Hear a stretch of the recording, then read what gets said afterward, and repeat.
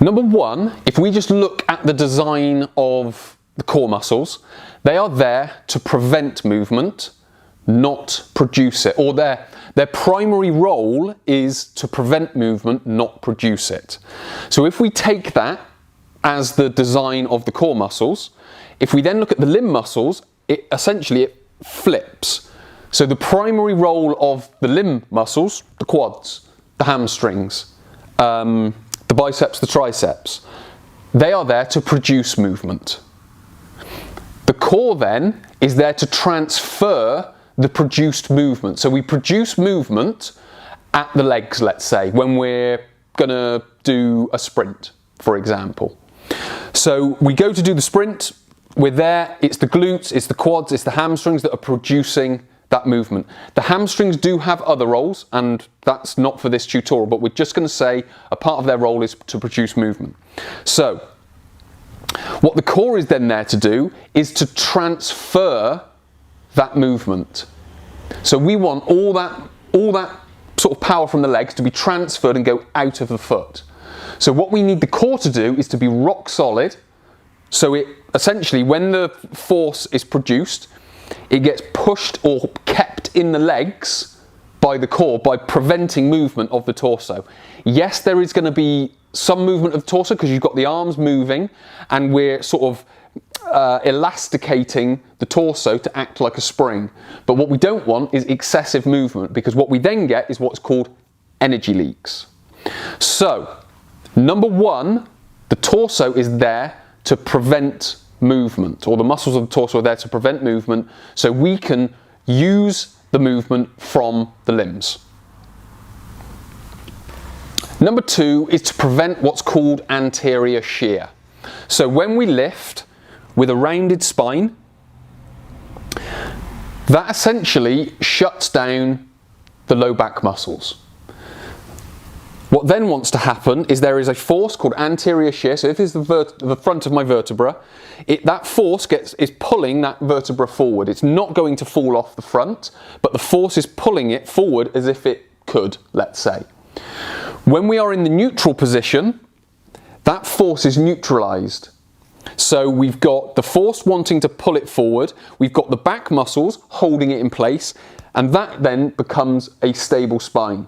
When we extend the spine, it then obviously creates a posterior force and it's pulling it backwards, which is again not what we want, because we want to maintain that neutral force, or we want to neutralize the force. So we've got the rounding of the spine, which is the anterior shear. We've got the neutral spine, which is maintaining or neutralizing that force.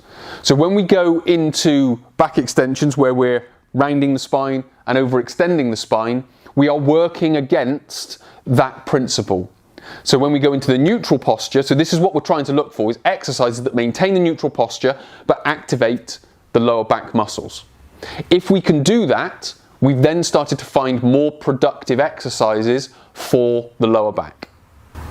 Number three is the stability of the spine. So again, if we were lifting something off the floor, if we were coming into this position, we brace the abdominals, we keep the spine in a neutral position. We've got active muscles here, we've got active muscles here. That is essentially locking the spine down onto the pelvis, which is going to bring stability to the spine. So this is why we don't want to be bringing in movement, because if we bring in movement, what we're doing is we are sort of tightening muscles on the front, slackening muscles on the back.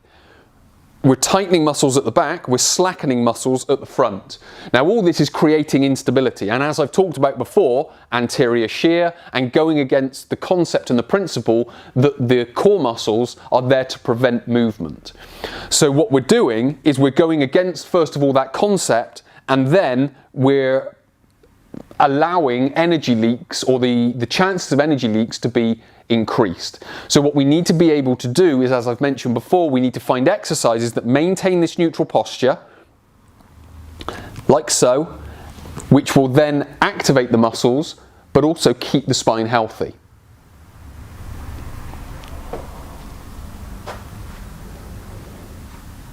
And number four, which is essentially what comes if we move our spine too much and under too much load, which could be, if we're in flexion, we increase the risk of disc herniations.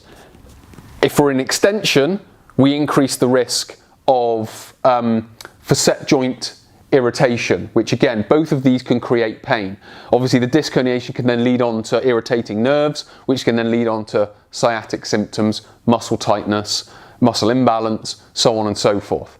When we maintain the neutral posture and maintain the proper position of the spine, we are going to be much more effective at maintaining a proper position, using the muscles as they were built to be used, minimizing risk of energy leaks for performance, and then essentially creating a healthier spine, which then allows for greater fitness because we're not at increased risk of injury, which is essentially going to bring us back down the fitness ladder, if you will, and keep us sort of one step forward, 2 steps back type of scenario. We can keep taking that 1 step forward without the 2 steps back of the injury.